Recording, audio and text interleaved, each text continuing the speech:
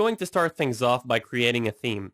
As I stated previously, this course does not focus on most of the HTML, CSS, and JavaScript provided to you. This is because WordPress is very flexible when it comes to developing themes. With that said, I already have a static template ready.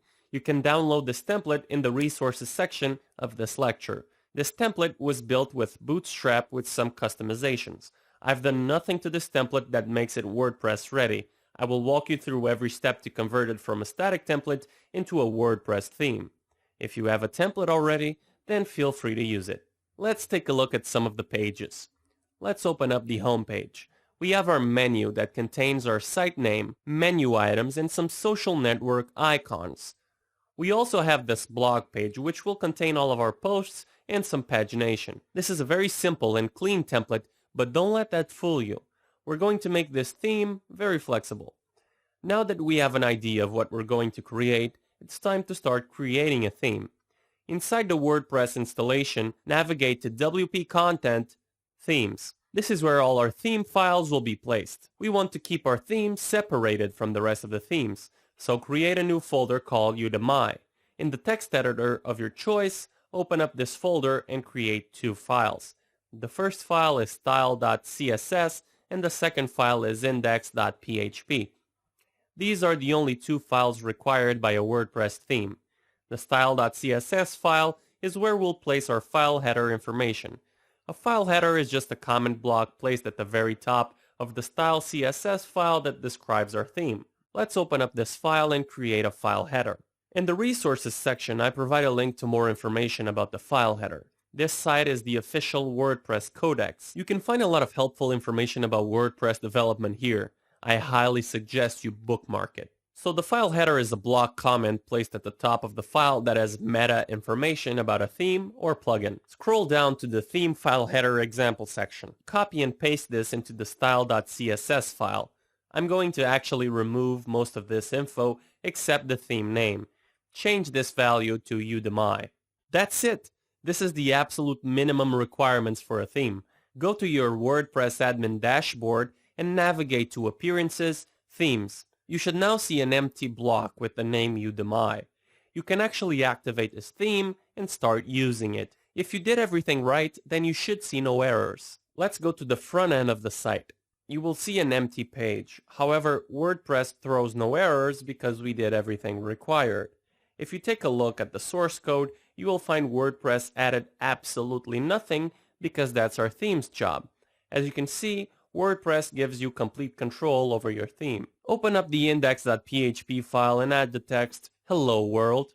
Refresh the front end page and you will now see it outputted. Pretty simple, huh? WordPress is very smart and will automatically load this file without us having to write any logic. The index.php file can be thought of as the default template for WordPress. There are various templates we can create, but we'll cover that later. Let's go back to the file header in the style.css file. I'm going to re-add the meta information we previously removed. Let's go over this one by one. The theme URI is a link where users can view where your theme can be found officially. I'm going to remove this piece of information. Feel free to keep it or remove it as well. The author is the name of the creator of this theme. This can be your own personal name, or if you're on a team, then the name of your team. I'm going to set this to Jack. The author URI is the URL to your own personal site or a URL to your team's site.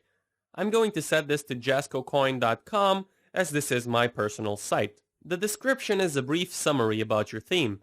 Let's set this to a simple Bootstrap WordPress theme. The version is the current version of this theme. Since this is a brand new theme, we'll be setting this to 1.0. You can use whatever version schema you want. WordPress doesn't force you to stick to a certain version schema. The license is simply the name of the license you'll be using. I'm going to leave this as is for now. We'll be going over licenses later in the course. The license URI is the URL to where the user can find more information about the theme's license. The tags is a comma-separated list of words that describe your theme. This piece of information is used by WordPress's theme repository to help users find your theme. If you plan on uploading your theme to wordpress.org, then setting this piece of information is important. Let's set this to Bootstrap responsive, flat, simple, mobile ready. The last property we can set is the text domain. The text domain is very important when it comes to translating our theme. You can think of the text domain as a unique ID for our translations. It's common practice to set the text domain to the same name as your folder. In our case, we're going to set it to Udemy. I promise you we'll be going more over what the text domain does and its role in WordPress development. For now, just know if you want to make your themes or plugins translate ready, then set the text domain to something unique. There's also this small bit of text. You do not have to add this bit of information. Authors usually use this space to add in more info about the theme, such as license info or developer notes. WordPress will not bother scanning this part of the file, so you don't have to worry about it. I'm going to remove this bit. Let's go back to the themes admin page and you will now see some of our information displayed. As you can tell so far, WordPress handles a lot for us. If you'd like to know more about file headers, then I highly suggest you read the codex page I provided earlier. There's one last thing I want to do before I end this lecture. While not required, WordPress will search for a file called screenshot.png. This file is basically a screenshot of your theme that will be displayed in the admin side of WordPress. In the resources section, I provide a screenshot you can use for our theme. Upload it to the theme directory and you can now refresh the themes admin page. You will now see our screenshot being displayed.